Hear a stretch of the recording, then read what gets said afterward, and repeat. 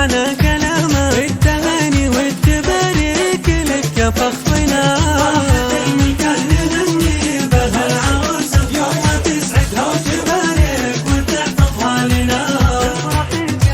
افرحي في حفل بنتك يا نسل الأوفياء، يا سليلة الفخر يا سارة انت والضياء.